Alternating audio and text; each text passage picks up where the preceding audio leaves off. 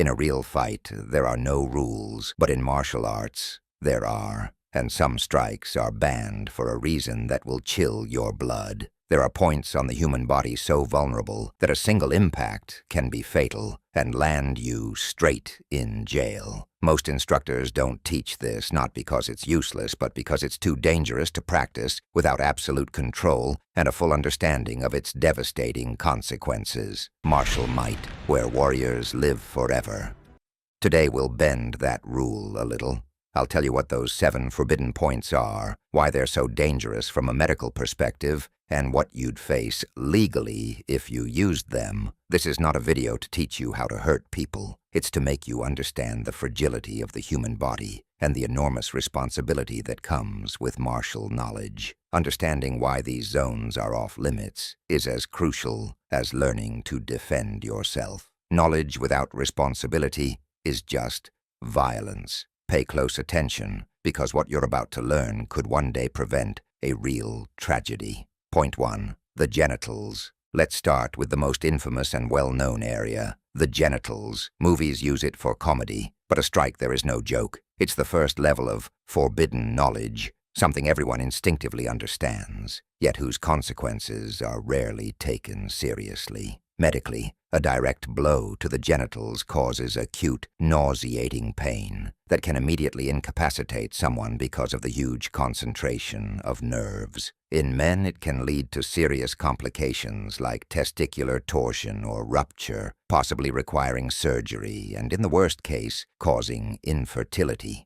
In women, although the organs are more protected, a strong blow can traumatize the pelvis and nearby nerves, causing crippling pain and possible internal injuries. Legally, attacking the genitals is universally seen as a low blow. In a self-defense situation where your life is in imminent danger, it might be justified. But outside that extreme, it's treated as an assault with clear intent to cause extreme pain. In court, it's very hard to convince anyone it was accidental. It screams intent to brutally incapacitate, and courts see it that way. Effective? Yes, but the first rung of strikes you must never deliver. Point 2. The kidneys. Next is a point many forget, but that's incredibly dangerous. The kidneys. Located low on the back at the sides of the spine, they filter our blood. Unlike some other organs, they're exposed, protected largely only by a layer of muscle and fat, especially vulnerable from behind. A hard blow here can cause catastrophic medical consequences,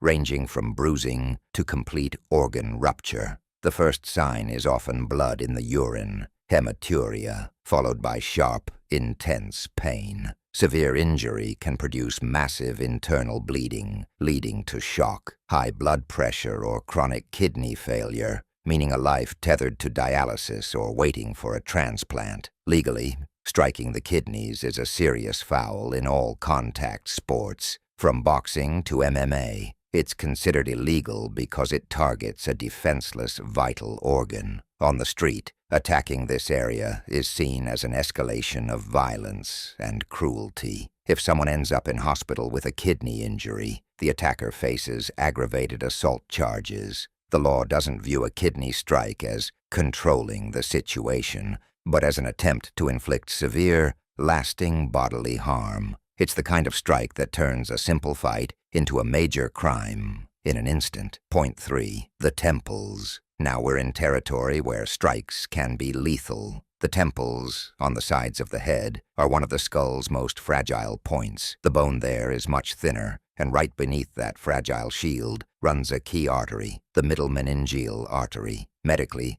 a strong impact to the temple can fracture the temporal bone. Bone fragments, or the force of the blow, can tear that artery, causing bleeding inside the skull, known as an epidural hematoma. This condition is a time bomb. The person may get hit, feel dizzy briefly, and then seem fine during a so-called lucid interval. But blood is accumulating, increasing pressure on the brain. Symptoms return explosively: unbearable headache, vomiting, confusion, and ultimately coma or death if emergency surgery isn't performed. Legally, a strike to the temple is treated as use of deadly force. No one will believe a blow there was light, Given the well-known vulnerability of the area, any targeted attack on the temple is interpreted as an attempt to cause severe brain injury or death. A prosecutor will argue you used lethal force, and criminal consequences are among the harshest, including homicide or attempted homicide charges. It's forbidden because a well-placed strike there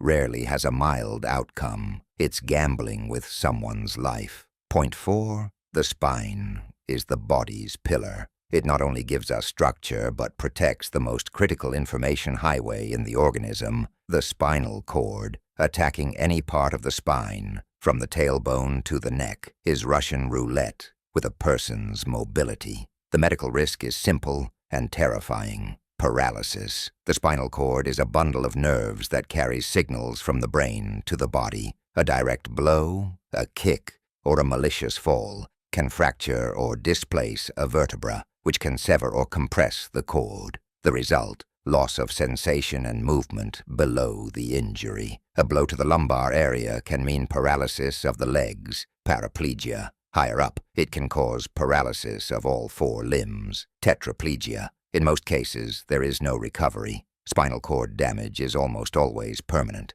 Legally, attacking the spine is banned in absolutely every combat sport and is one of the gravest fouls. Outside the ring, striking the spine is clear evidence of intent to cause disabling, permanent harm. You'll face aggravated assault charges with severe prison sentences. The law protects the spine as seriously as the head, because damage to either can destroy a life forever. If you're finding this information valuable and you understand the seriousness of what we're explaining, support the channel. Your subscription lets us keep producing content that educates and promotes a responsible view of martial arts. Tap subscribe and the bell so you don't miss our next videos. Point 5. The eyes. It might not always be lethal, but an attack on the eyes is certainly one of the most cruel and devastating acts. The eyes are our window to the world and extremely vulnerable. A broken bone can heal,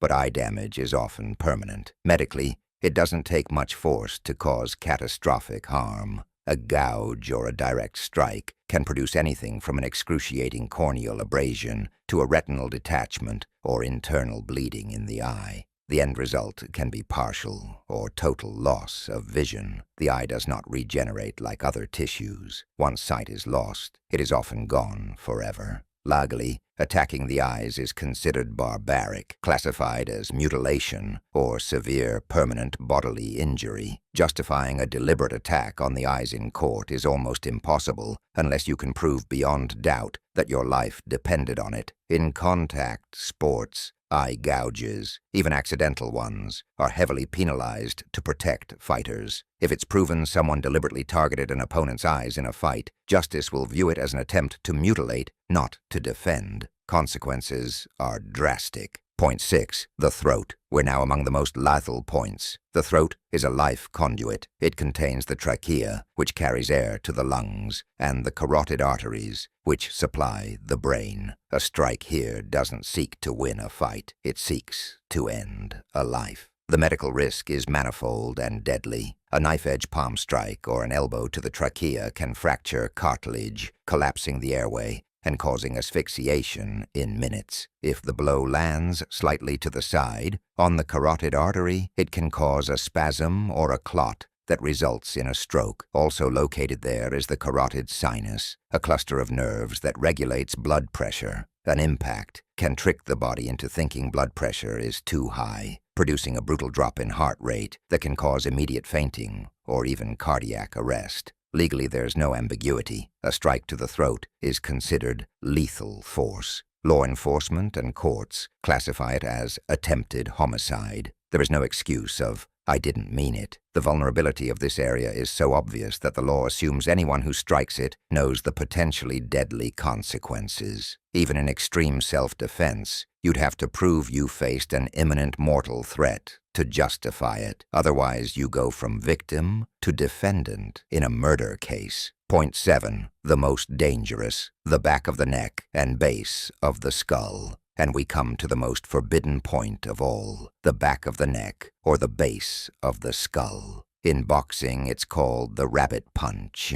and it's so lethal that banning it was one of the first universal rules in contact sports to prevent ring fatalities. Anatomy explains everything. Right at the junction of skull and spine sits the medulla oblongata, part of the brainstem that controls the most basic life functions, breathing and heart rate. There's little bone protection there, mostly muscle. A hard strike to this area can produce a devastating concussion to the brainstem, causing a disconnection that shuts down those vital functions instantly. It can also fracture cervical vertebrae, severing the spinal cord at its highest point, which can result in instant death or total paralysis from the neck down. Medically, it's one of the highest mortality blows. Is a stark reminder. After receiving multiple illegal blows to the back of the head, he collapsed and has remained in a vegetative state since. Legally, there's no debate. Attacking the back of the neck is an attempt to kill. It is the definition of malicious lethal force. Any justice system will prosecute it with maximum severity, from aggravated assault to murder charges. That's why this knowledge is not a technique. It's a warning. It's the red line you must never cross under any circumstance. These 7 points are not targets to aim for. They are vulnerabilities that remind us how fragile the human body is. Martial arts don't teach this so we can use it. They teach it so we understand our responsibility.